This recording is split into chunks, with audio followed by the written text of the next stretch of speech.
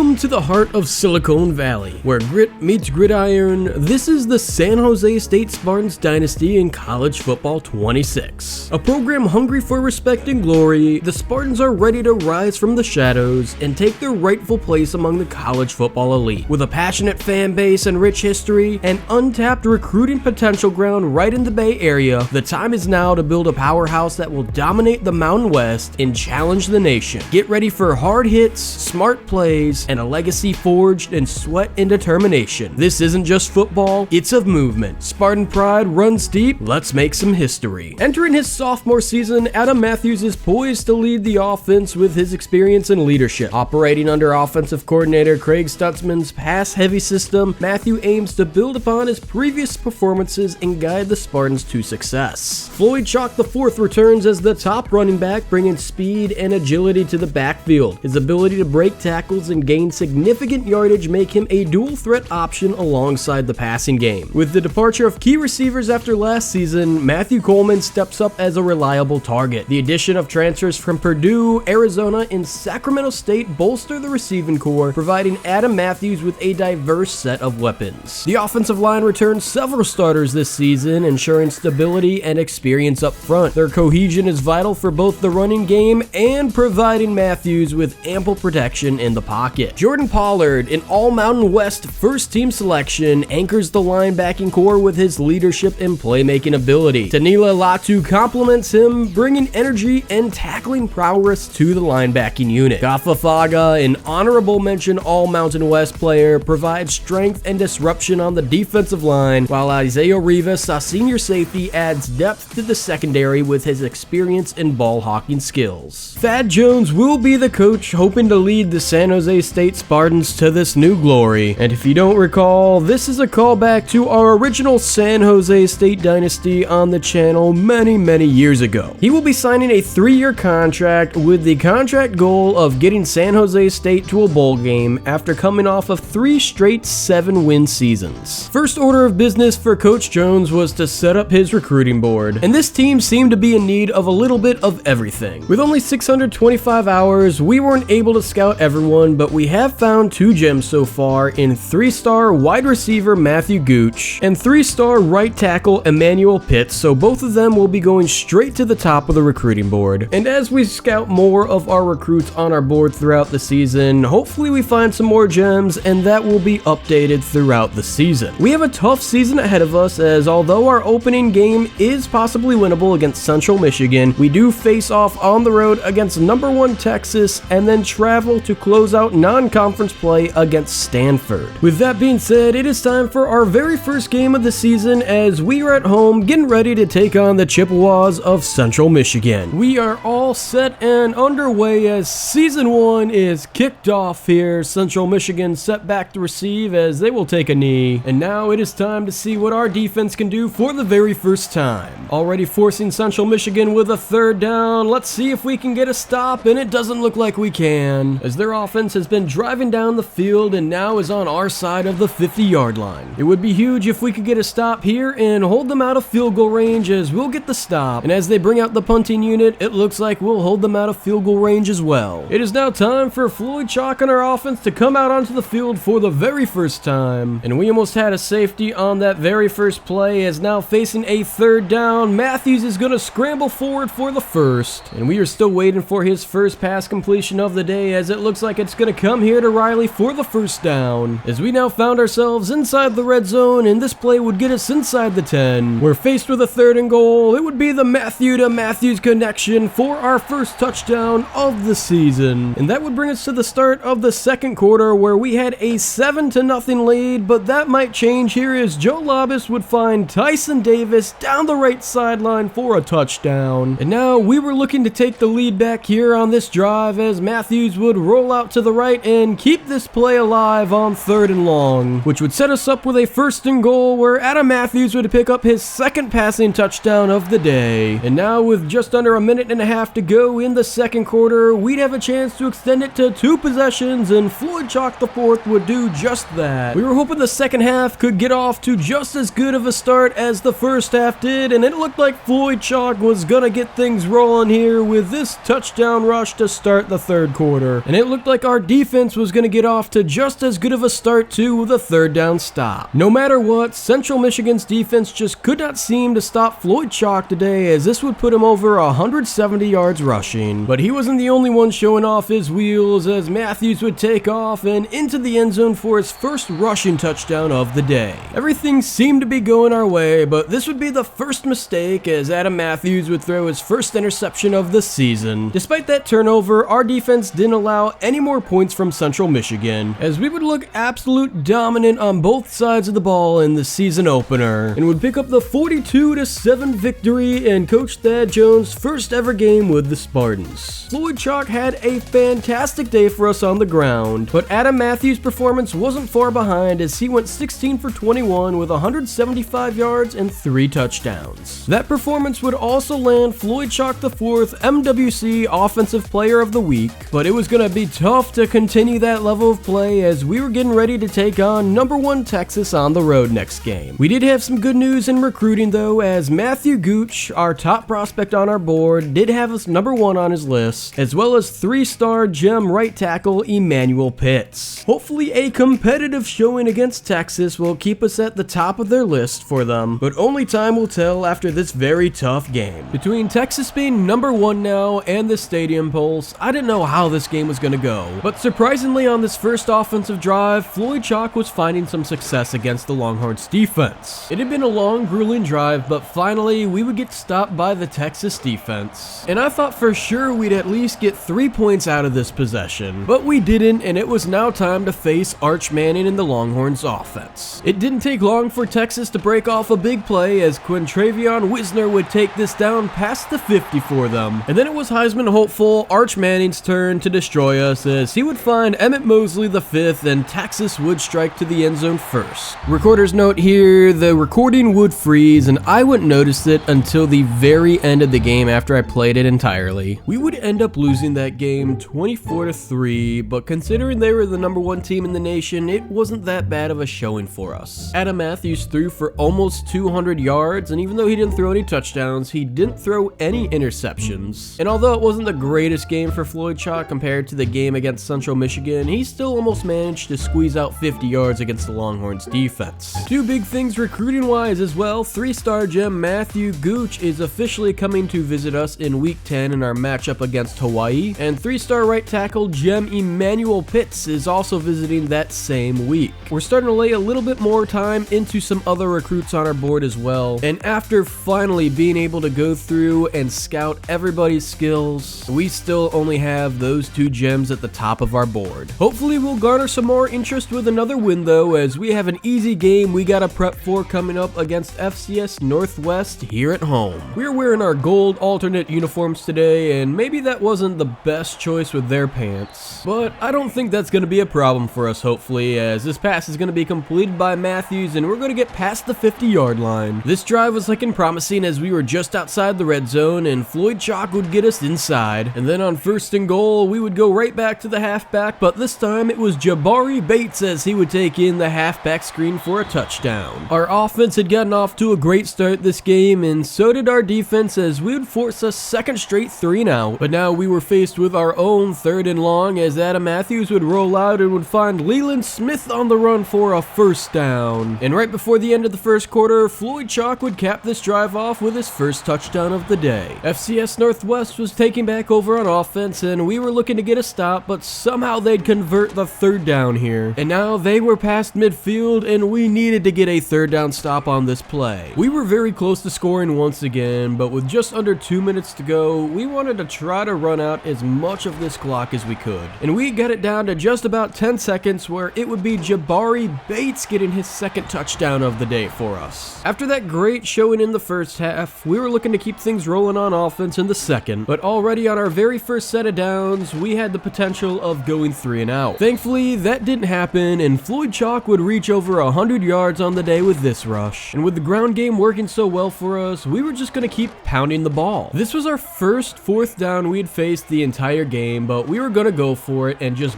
barely pick it up. But if we couldn't pick up this 3rd and 12, we probably would end up punting the ball. That's exactly what we would do, as 4th and 12 was a little too long for us. But I'm sure 3rd and 6 has an even better personality, as we'll get the stop against the Stallions offense here. Our offense seemed to hit a wall as once again we had failed to pick up a third down, but we were going for it on fourth down again, and Adam Matthews would scramble for it. And once again we're faced with a long 3rd and 10, but Leland Smith would pick it up for us. The Stallions defense really seemed to clamp down well against our running game in the third quarter, so we were going to have to stick with the passing game. As on 1st and goal, Adam Matthews would quickly dump it off to Jackson Cannon for a touchdown. And now that we were in the fourth quarter, at this point, we were just trying to go for the shutout. The Stallions offense had only got past midfield one time this entire game, but it looked like that was going to change here as this pass would be completed for a first down. With a 4th and 11, this was our last chance to hold the shutout against the Stallions as Matahola would get the sack, and all we would have to do is kneel out the rest of the clock as we would bounce back from last week's loss with a win here at home. Floyd Chalk had 124 yards on the day and 1 touchdown, including a very slow third quarter, so this wasn't even his full potential for the game. Adam Matthews once again did a great job delivering the ball, 78% completion percentage, 165 yards, 2 touchdowns, and no interceptions on the day. In recruiting, we would lose 1 commit off our board, Venya Kershke, a 2-star cornerback, but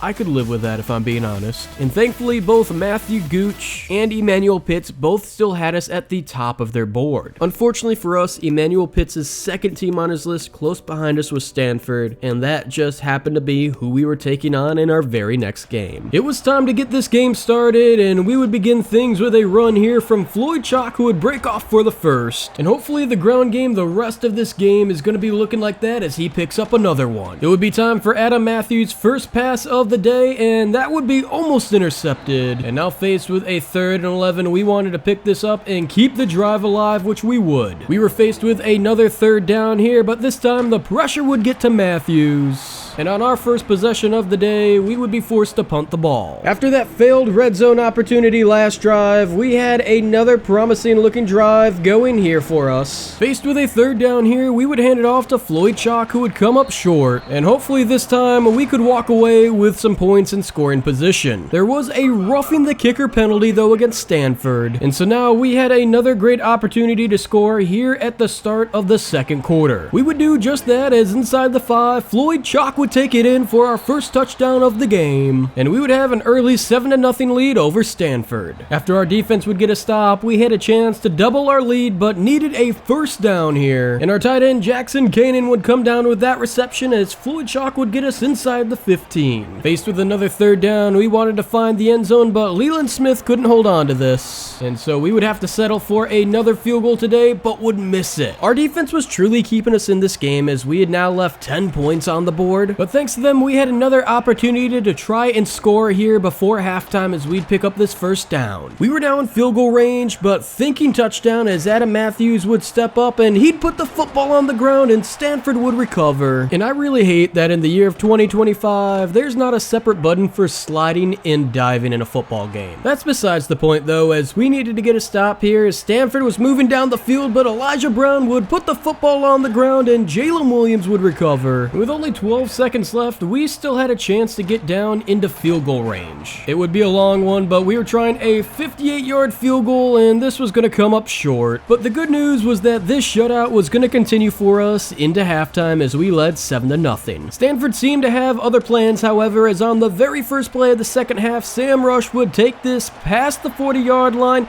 and past the 50 into our territory. And then Stanford would follow it up with another first down after this one, which was more than they had in the entire first half. Despite that, we'd got them back out of field goal range after 2 sacks and were looking to keep it that way, but that wasn't going to happen as they would still be short. But instead of sending the field goal unit out onto the field, they would keep the offense and pick up the first down. On the very next play, Elijah Brown would find Cedric Irving on a halfback screen as he'd get some key blocks, slip one tackle, and find the end zone for the Cardinals. And speaking of Cardinals, get that ugly Christmas tree off my screen immediately. We were looking to respond with some points of our own, but should have the lead as we have missed out on 13 possible points today so far. Instead, we are going to be headed into the fourth quarter tied 7 apiece with the Cardinals and punting back to them. Thankfully, we had them faced with a 3rd and 11 here, and Elijah Brown was going to have to check down this pass and our defense would get the stop. And now at the 2-minute timeout, we're already in field goal range, so we could run some clock off. Going backwards 2 yards wasn't going to help us all, but this is not what we wanted as David Matthews is going to be picked off and this looks like it might be a pick six for the Stanford Cardinals to take the lead. That is not what we wanted, as now we need to get 80 yards down the field to tie this game up. We still have all 3 timeouts to work with and have made it inside Stanford's territory past the 50. So this is looking possible for us as David Matthews steps up to throw and Cam Crimson is going to pick it off for the Stanford defense. That should bring this game to a horrifying end for us as they'll run out the clock, and we're going to fall to 2-2 on the season after that heartbreaker. Not a great day at all for Adam Matthews, 17 for 28, 150 yards, and those 2 costly turnovers. And on paper, it seemed like Floyd Chalk had a great day, but our running game was so inconsistent throughout this game, we couldn't seem to get anything going today. Despite the loss, safety Jalen Applett-Williams would win MWC Defensive Player of the Week. But what I was most concerned about with that loss was Emmanuel Pitts, but we still thankfully are ranked above Stanford on his list. This game against New Mexico was important for us because not only was it our first conference game of the season, but we had a couple 3-star recruits visiting for this game, including 2-star receiver Dennis Pike and 2-star defensive tackle Cole Countess. We were starting this game with the ball, and I wanted to get Adam Matthews in a role early on. Last game against Stanford had been his worst performance of the entire season, so hopefully we could build back some confidence in this one. Faced with an early 4th down in this game, we were going to rely on his arm to help pick it up, and he would do just that, eventually getting us down into the red zone where he would feel the pressure and Adam Matthews would take off scrambling with no one in front of him for a touchdown. That is the type of play we were going to need from our young sophomore quarterback if we wanted to reach our 7-win goal this season, as we were going to force a turnover. What a play from our defense. I thought they had a 1st down, but instead that is going to turn into a 1st and goal for us, and it would not take long for it to turn into a touchdown as Floyd Chalk would find his way in on the halfback screen. Just like that, we were up 14-0 early on, and if we can keep playing this dominant the rest of the game, we should get an easy win as Runye Norton comes away with a pick,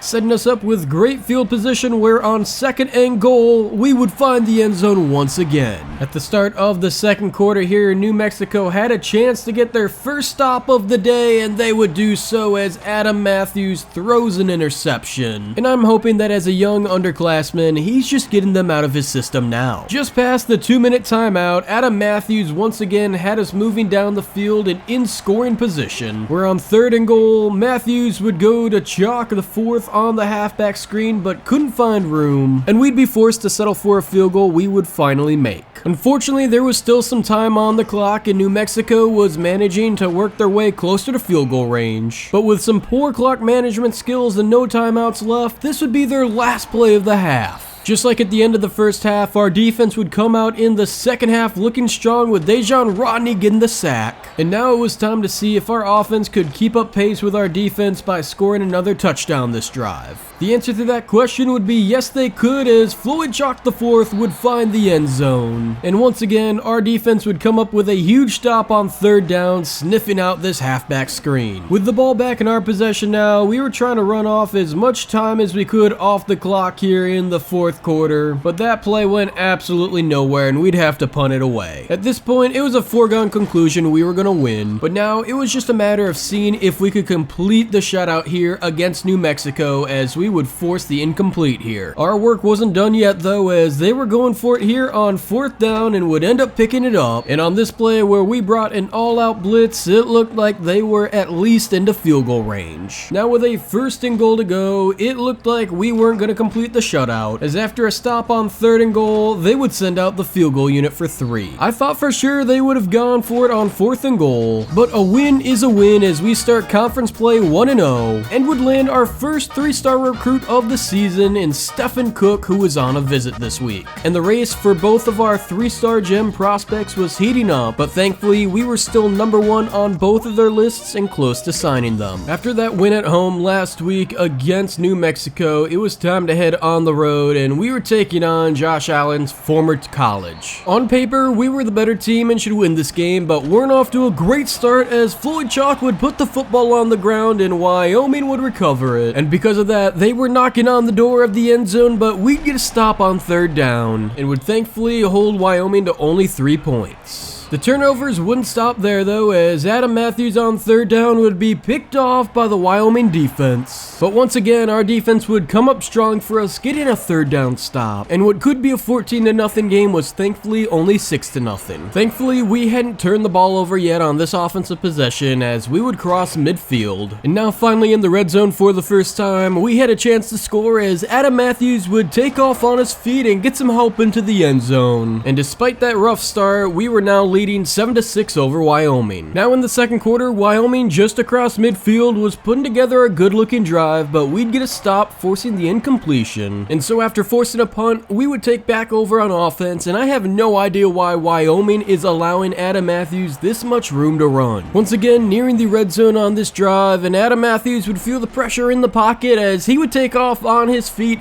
and yet again, the sophomore would score on the ground for us. With under 2 minutes to go now, Wyoming was looking to get down the field and would get a good chunk of yardage on this play as we would miss a tackle. But things would quickly change for us as Caden Anderson would drop back and we would hit him, forcing a fumble as Justin Stearns would pick it up, finally getting our first takeaway of the day, giving us a chance to get some more points before half. Even if it's just a field goal, I will not complain with the way this game started for us in the first quarter, but I might get a little greedy as I'm definitely eyeing a touchdown here at the end of the half. That touchdown would come the very next play as Floyd Chalk had a wide open hole up the middle for him, and you could have driven a train through that hole the offensive line gave us. The turnovers would continue for Wyoming to start the second half as Anderson would put the football on the ground and Quincy Likio would take it in for a scoop and score. And even though Wyoming would follow that up with a touchdown of their own, we were back in the red zone looking to score once again. That rush would officially put Adam Matthews over 100 yards on the day and he would get his first passing touchdown of the game. But Wyoming was trying to keep this game interesting here in the fourth quarter as they were back in the red zone. On 2nd and 5, it would be play action and Caden Anderson would find Chris Sturr with a bullet to the end zone. And they were going for 2 to make it a 15-point game, but this would be no good. There was just under 3 minutes to go, but we were managing to chew off a lot of this clock, as all we would have to do is run one last play here on 3rd and 8, and while it wasn't as dominant as our last game, a win is still a win. It was a slow day from Adam Matthews, but we were relying on the ground game a lot today, so I'm not going to look too deep into those stats, but it was our defense that played extremely well today, forcing 3 fumbles from Wyoming, one of which was a scoop and score for a touchdown. We would land another commit to our recruiting class after that week in 2-star receiver Dennis Pike, but this is the last thing I wanted to see as both Matthew Gooch and Emmanuel Pitts had dropped us both to second on their list and we were in a recruiting battle. Overall for the team in the first half of the season, I can't complain as we were off to a 4-2 start, sitting at 2-0 in conference play, which has us in 3rd place of the Mountain West. Adam Matthews on paper hasn't been fantastic, but has been very crucial to our offense as he's thrown for almost 1,000 yards, 8 touchdowns,